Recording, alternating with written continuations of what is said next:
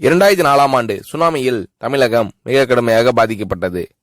2004இல் சுனாமியில் தமிழகத்தில் மட்டும் 6065 பேர் இறந்தார்கள். 88 கிராமங்கள் நிலைகுலைந்து அழிந்து போனது.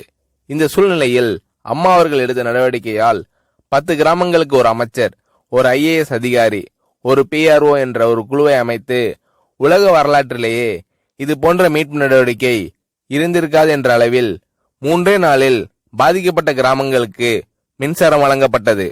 குடிநீர் வசதி செய்து தரப்பட்டது.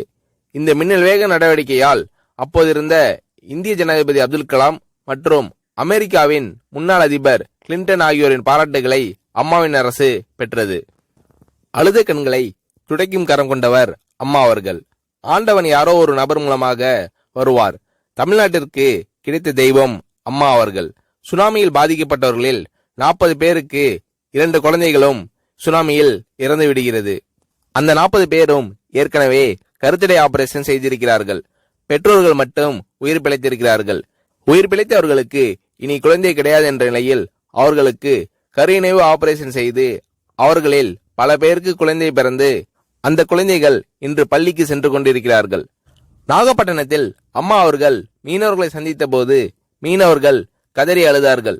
அவர்களிடம் அம்மா அவர்கள், நான் இருக்கிறேன், நீங்கள் கவலைப்படாதீர்கள், இழந்து போன உயிரை தவிர மீதி அனைத்தையும் நான் உங்களுக்கு தருவேன் என்று அவர்களுக்கு தேவையான அனைத்து உதவிகளையும் செய்து தந்தார் அம்மா அவர்கள்.